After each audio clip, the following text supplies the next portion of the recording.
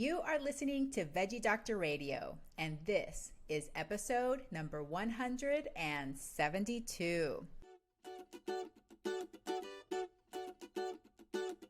Welcome to Veggie Doctor Radio. I am your host, Dr. Yami, board-certified pediatrician, certified lifestyle medicine physician, certified health and wellness coach, author, speaker, mother, wife, and human being. I passionately believe in the power of diet, habits, and mindset in sparking and sustaining well-being and joy in our lives. This podcast combines expert interviews and thoughtful monologues to explore plant-based nutrition, lifestyle medicine, parenting, mindset, and other exciting and fun topics. I hope that these episodes inspire you, uplift you, and equip you with the knowledge and tools to live your best life. Are you ready to get started? Let's do it.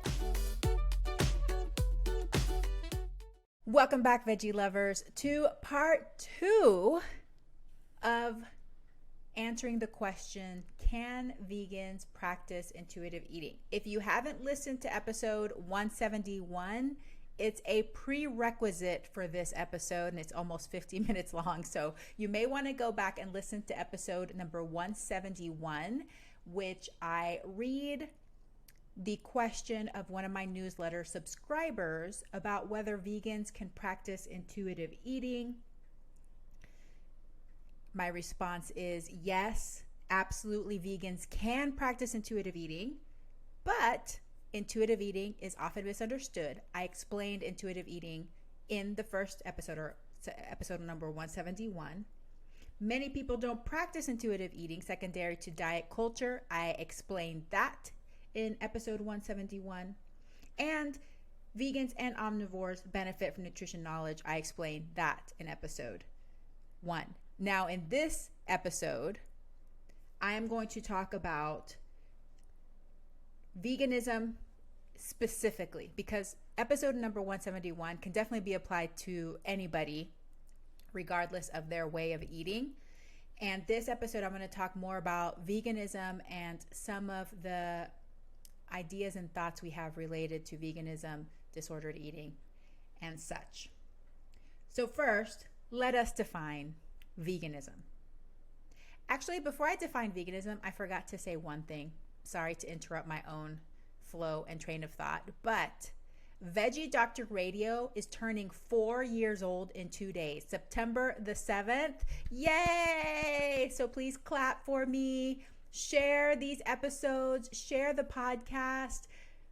Let's grow this together. Let's help people spread the knowledge, spread education, help people reach the well-being and joy that they desire. So thank you. Thank you so much for being a listener, especially to those of you who have been with me since day one for 4 years. Wow, I appreciate you so much. So thank you. Okay, now back to veganism. What is veganism? Well, the term veganism has been around since 1944, actually. And it comes from the Vegan Society. I think it's Donald Watson was the name of the person who came up with the term. This comes from vegansociety.com. Quote, veganism is a philosophy and way of living which seeks to exclude, as far as is possible and practicable, all forms of exploitation of and cruelty to animals for food, clothing, or any other purpose, and by extension promotes the development and use of animal-free alternatives for the benefit of animals, humans, and the environment. In dietary terms, it denotes the practice of dispensing with all products derived wholly or partly from animals. The reason I wanted to define that is because we use the term vegan and veganism a lot to describe people who are just eating a plant-based diet, but really would not identify or relate to this definition at all. That's important because I think that our motivations for choosing the way that we eat could lead us down different paths, disparate paths according to our motivations, and could lead us more along the lines of intuitive eating or opposed to intuitive eating, depending on why we choose a certain way of eating, if that makes sense. So when people say I'm vegan for the animals, for the ethics, whatever, they're probably more identifying with this definition. They may not have come to it for health reasons, and that may also be predictive of whether they may have restrained eating behaviors. Okay, so that's why I felt it was important to describe veganism. When it comes to veganism in general, there are some myths going around that vegans are more likely to have eating disorders, and that's not the case. I'm going to talk about different studies when it comes to vegans, vegetarians, but there is a study in the Journal of Appetite in 2017, Heiss et al. The title of the article is Eating and Health Behaviors in Vegans Compared to Omnivores, Dispelling Common Myths. In the abstract, they write, vegans scored significantly lower than omnivores on the Eating Disorder Examination Questionnaire, a measure of pathological eating behavior. They also were more likely to consider themselves, quote, healthy and to prepare food at home. Vegans more frequently consume fruits, vegetables, nuts, beans, and grains, and less frequently consume caffeinated soft drinks.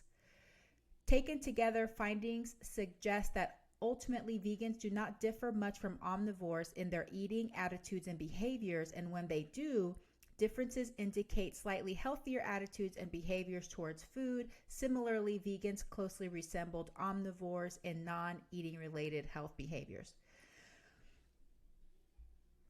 Now, there is a separate thing to consider, and that is orthorexia. So we talked about diet culture. Diet culture can lead people to develop disordered eating and restrained eating. Restrained eating is when you are controlling what you're eating. You're spending a lot of time, a lot of mental energy thinking about what you are and what you aren't going to eat, usually for the purpose of weight control. Ironically, restrained eaters actually tend to overeat more because of their restraint. So it's like this seesaw, this yo-yo of I'm going to restrict my eating. I'm going to spend a lot of mental energy restricting my eating, but then I'm falling off and I'm just going to eat everything I see. Then I'm going to restrain my eating. They also tend to get less pleasure from food. So that's an important distinction of what restrained eating. It's not quite disordered eating, but it can be a predictor of disordered eating.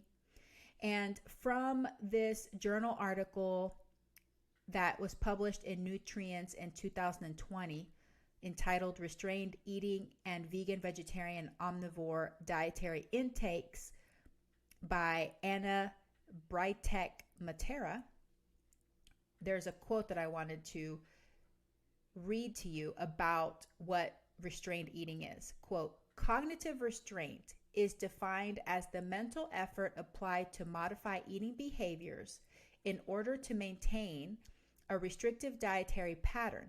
In other words, it is the intention to control food intake in order to maintain or lose weight.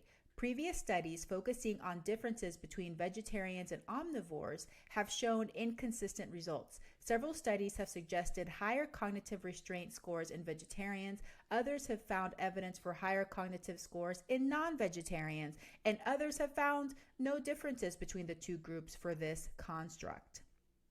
So the study that Bryetk-Matera did in 2020, published in Nutrients, in the abstract, it's written, our results indicated that both vegetarian and vegan groups showed a significantly lower cognitive restraint, lower emotional eating, and lower uncontrolled eating than those who followed an omnivorous diet. So that would be in the more positive way.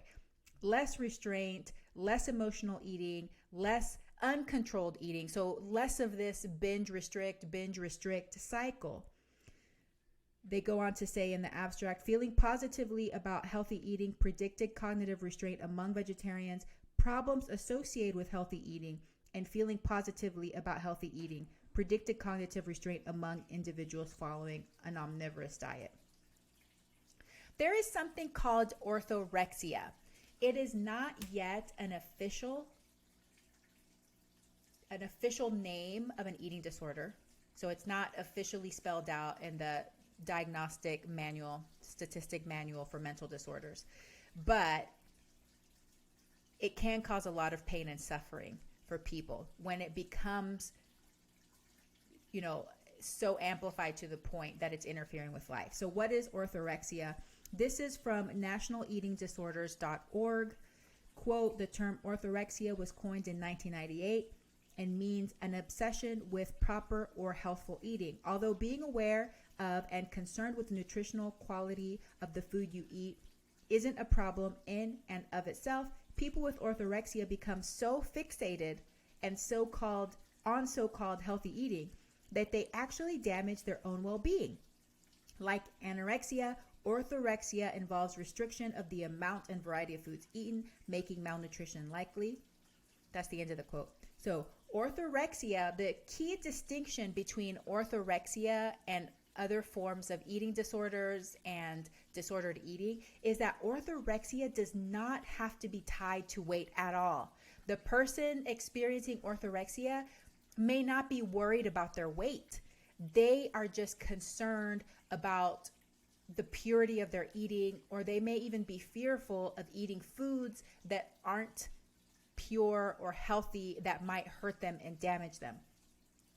I mean, it's not just normal worries like maybe I don't want to consume food dyes. It is going out of your way, not attending social events, not eating if there isn't something completely, quote, clean for them to eat. So it interferes with quality of life, social isolation, not spending time with people, having to spend hours planning your food. So as you can see, this becomes more of an obsession. Like they say, it is an obsession. It interferes with quality of life. That is orthorexia. And that's different from restrained eating. And both of those things are different from disordered eating and ultimately other eating disorders that are associated with weight. It's important to know these things because depending on why you came to veganism or a plant-based diet, or why you're flexitarian or eating less animal products, it can affect how you approach your food and how restrained you are. I couldn't find these studies in time to record this episode, and I needed to start recording, that showed, I told you the study that it showed that there were no differences in vegans as far as having these eating disorders. But it can also depend on why you became vegan and whether you even feel restricted or not. For example, I do consider myself vegan, so I also choose not to eat animal products because of the ethical / compassionate reasons. I don't ever feel deprived if I go to a barbecue and people are eating meat. I do not feel restrained. I do not feel deprived. I have no desire at all to eat those foods. If you cut out meat because you're afraid of it or you think it's going to hurt you, you may have tension around that. When you go to a barbecue, when you go to your family, it may be this back and forth. Should I eat it? Should I not eat it? Is it going to hurt me? I don't have that at all when it comes to eating meat. And plus, there's just so many alternatives for me to feel satisfied. So depending on why you chose a certain way to eat, whether it's veganism or whatever you do, if you choose to follow some sort of Paleolithic diet or whatever, you may notice that at some point you feel tension and you start thinking about whether I should eat this or not, spending lots of time planning. If it's starting to affect your well-being and your psychological health, that's something to pay attention to. why you came to this way of eating makes a difference, and it's true for veganism as well. So for people that are ethical vegans, vegetarians, for the most part, it does not seem like they have more disordered eating.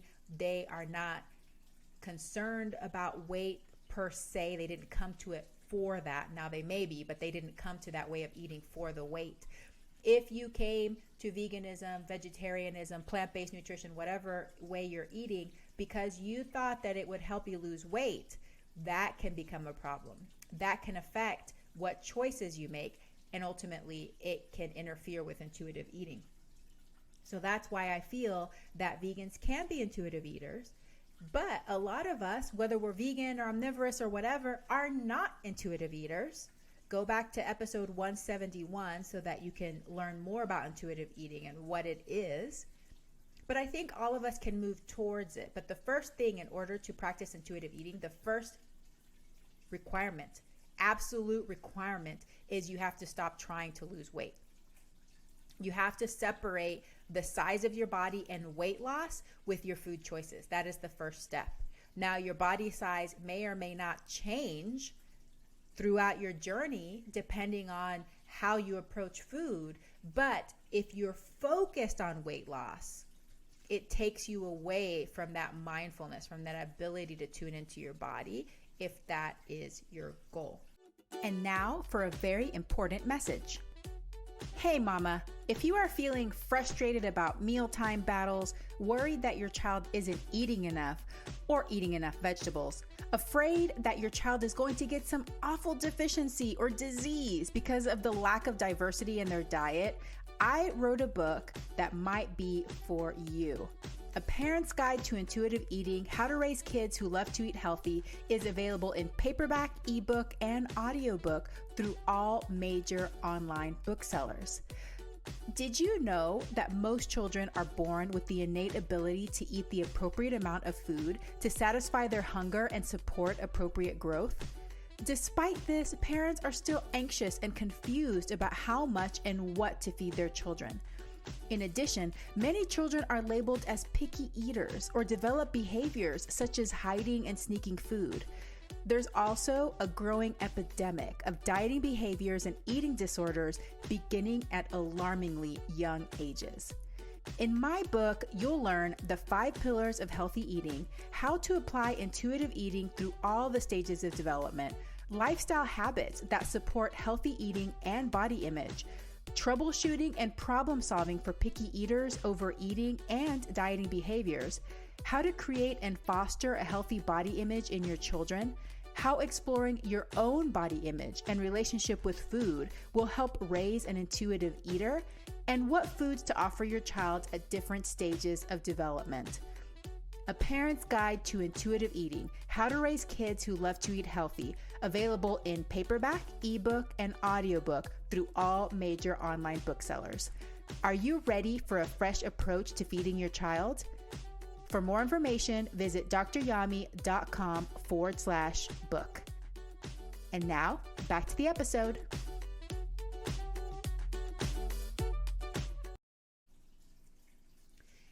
Okay, so there's a couple of one other study that I wanted to, there's 2 more actually. One of them is in the Journal of Eating and Weight Disorders, Studies on Anorexia, Bulimia, and Obesity. This one is entitled Orthorexic and Restrained Eating Disorder, Eating Behavior in Vegans, Vegetarians, and Individuals on a Diet. So this included vegetarians and vegans and people that were dieting. The results from the abstract, this was published in 2018, and the authors are Barthels et al. In the abstract, vegans and vegetarians do not differ in orthorexic eating behavior, but both groups score higher in orthorexic eating behavior than individuals consuming red meat. There are no differences regarding restrained eating. Individuals on a diet with dietary change score higher in both orthorexic and restrained eating than individuals without dietary change and individuals not on a diet. Conclusions: individuals who restrict their eating behavior either predominantly due to ethical reasons or with the intention to lose weight display more orthorexic eating behavior than individuals not limiting their food consumption. So that's to say that you do have to be careful. And I put that in there because regardless of your eating pattern, regardless of your way of eating, if you notice that it becomes obsessive, if it starts interfering with your quality of life, if you're suffering, if there's so much tension that you can't concentrate on anything else, pay attention to that. Is that a problem? Do you want to continue to live that way? That's something for you to think about. Here is the final one I wanted to present to you. This is in the Journal of Appetite this year, January 2021. The authors are Geraldine Durard and Sasha Matthew.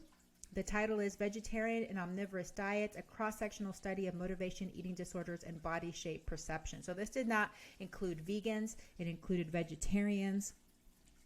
But I just wanted to point this out just because I found it interesting. Compared to omnivores, vegetarians reported lower current and lifetime BMIs, more motivations related to health and natural content, but less weight control motivations, and lower scores on the body dissatisfaction subscales compared to omnivores. They conclude in the abstract, results demonstrated that vegetarians expressed motivation for a healthy and natural diet and were less concerned about controlling their weight than omnivores. Vegetarian women had lower BMIs but expressed fewer psychological concerns associated with eating disorders than omnivorous women. Vegetarian diets appear to be associated with health benefits and less body and weight concerns, particularly among women in the general population.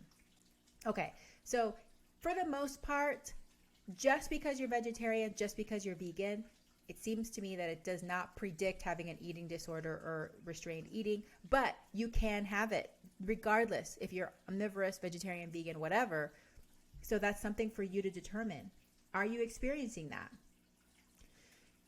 I want to take a little segue and talk about how not eating intuitively can harm us. Remember that intuitive eating is not perfection. There is no check marks that you get like a gold star at the end of the day for eating intuitively or not. It is a way of eating by rejecting diet culture, by honoring yourself, taking in information that you think is going to help you make your food choices and experiencing satisfaction in your eating. Okay, so there's no perfection. However, there are things that can happen that are on the other spectrum of this way of eating. Number one, eating disorders, anorexia, bulimia, all of those things can cause physical and psychological harm from both restriction and from the binging part of it. You can be restricted to the point where you are dangerously low in weight. It starts to affect your organs. You can become nutrient deficient. You can cause physical harm to yourself, either through purging methods, over-exercising, those kinds of things. It can hurt you whenever you are trying to do these things to meet this external need for validation. Obviously, eating disorders are very complex. There's more than one reason that they develop, and some of them are genetic. So I don't want to try to place blame on anybody for this. I just want to point out that this is the other spectrum of intuitive eating, is going to be these eating disorders, disordered eating, affect us physically, psychologically. They can affect us socially, social withdrawal, decreased quality of life. Also in this first category is going to be orthorexia. Like I said before, it is a quality of life issue. It is a way of eating that can really affect you, can really harm you. Compulsive emotional eating, that is when you are starting to use food as a coping mechanism where you have or you feel or you've never learned any better options. This can have physical and psychological consequences as well. And it's not because I'm pointing this out to say that emotional eating, compulsive overeating, these kinds of things are a moral failure, because just think about what habits we have. We have like all kinds of habits of humans. Nail biting is a super common habit. I mean, it's so common, it's socially acceptable. Nobody is, telling nail biters that they're less than and, they're not worthwhile because they bite their nails when they're nervous or because they have this nervous habit or just a habit. We don't have to put the word nervous in there. It's just a habit. You don't even have to be nervous. So I see food the same way. It's a habit. And probably I say it too because I have developed that habit, and at points in my life, that habit has been more predominant than others, depending on what's going on in my life and whether I have other coping mechanisms or whether I choose to use my other coping mechanisms. Because believe me, if you are a person that has used food to cope, it's effective. It works, okay? So you keep doing it, okay? But it can harm you. It can harm you. It can cause digestive issues, heartburn, constipation, abdominal pain, and it can also cause what Brooke Castillo calls this buffering. So you're buffering your life. You're using food to try to turn down the dial on the feelings you have, and it may cause you to not address those feelings, and that can harm you in your life as well. That is on the other spectrum of intuitive eating because you're not paying attention to how your body is feeling. You're ignoring those signals and you're just continuing to eat because it's creating a reward in your body. So it is, in a way, this loop that you've developed, a mind-body loop, but it's not helping you, it's harming you. And the third one, which I think is a separate category, is food addiction, which if you have listened to my episodes on food addiction with some experts, I have 3 different episodes, which are great. I at one point believed it did exist, and I believe it didn't exist, and now I'm back to realizing that it is just part of the spectrum. It's not black and white. Some people think they're food addicts. Well, they're probably not food addicts. They're probably just eating emotionally or have an emotional eating habit or have an eating habit, an overeating habit. But there really is true food addiction, and it's a different thing. It's on the spectrum. And this is when you are trapped in that dopamine loop. You are unable to stop. It can cause physical harm.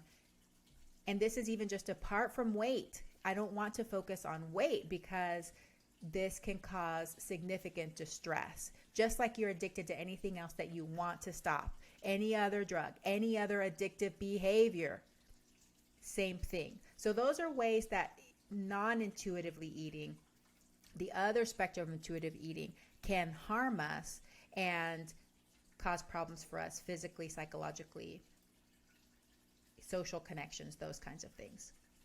And I just wanted to point that out because it is a spectrum and most of us are not all the way on that end.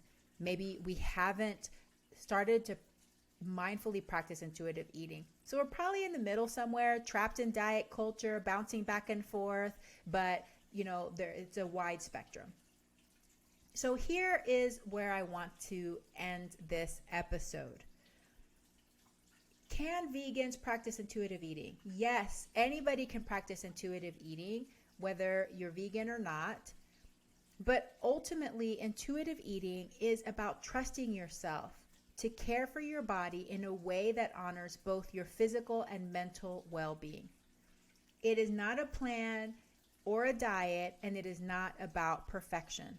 Like I said, it is not about perfection. There is no right or wrong. There's no gold star. I have some questions that I'm going to offer that you can pose to yourself as you continue on your journey and determine whether this is a path you want to go. Number 1, what are my values, my goals, and the life I want to live? This is very important. What are my values, my goals, and the life I want to live right now? Because it can change. Number 2, if you are vegan, and I'm assuming a lot of people listening to this maybe identify as vegan, as plant-based. If you identify as vegan, if you eat a plant-based diet, does it align with your values? Or are you secretly or not so secretly using it as a way to control body size? Ooh. Think about that.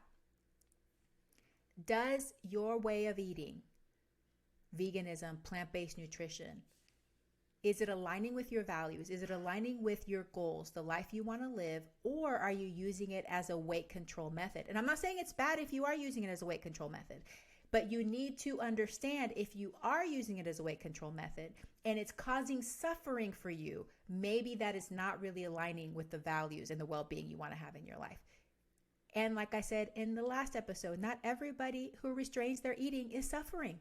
That's just the fact of the world. There are many truths at once. And number 3, what is your food, body, and dieting history? And where are you in your journey? Right now, ask yourself, what is true for me, my body, mind, and spirit? And what does food freedom mean to me? You have to make your own definition. Are you feeling trapped by food? Are you feeling trapped by what you think you should do or what's best for somebody else? What is true for you, your body, your mind, and your spirit? And what does food freedom mean to you? Bottom line, there is no right or wrong. And I'm here to serve you. And I'm assuming that you know that because that's why you're here. I'm going to continue to communicate my knowledge and experience and to synthesize what I have learned in my life to help you and your family, to give you information that could potentially help you, bring you more well-being, joy, longevity. Ultimately, you have to decide what your goals are, determine what part of your journey you are on, and how you will approach food, nutrition information for yourself and your family. Yes, vegans can eat intuitively, but a great percentage of vegans and non-vegans are still held hostage by diet culture. Is that you? And are you concerned about it? Is it affecting you? Do you want to address that? Accounts to follow, because there are some vegans or plant-based people that are discussing intuitive eating on Instagram at Plant Forward Nutrition, at Taylor Wolfram RD, at Seeds of a Soul, at The Vegan Academy. All of these are together, no underscores or hyphens, and we'll put those in the show notes too. If you want to practice intuitive eating, read the book Intuitive Eating, A Revolutionary Anti-Diet Approach. 4th edition just came out this year. Read my book. I would love it if you read my book if you haven't already. A Parent's Guide to Intuitive Eating. How to Raise Kids Who Love to Eat Healthy. It's available in paperback, ebook, and audiobook. Visit EllenSatteRinstitute.org. Read some of her books if you are a parent and you want to learn how to feed your child. And continue to follow me. I really hope that this was helpful to Lisa and to everybody else that is interested in this topic. I know that I talk a lot, but there's a lot of thoughts I have in my brain, and it will continue to evolve. So I can't promise that it's going to stay the same forever, because I am a curious being. I love to learn. I love to try and experiment. So it may change over time, but this is how I feel right now. And remember, there's no right or wrong. You have to choose for yourself. I can't tell you what to do, but this is my feeling. Thank you, veggie lovers, for being here. I appreciate you. Thank you for 4 beautiful, wonderful years. I love you so much, and I hope that you have a very plantastic day.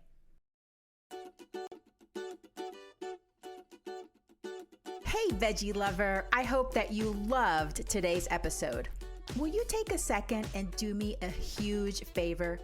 Please subscribe to my podcast so that you never miss an episode. You're the reason I'm here, and I want to share it all with you. Thank you for listening, and have a plantastic day.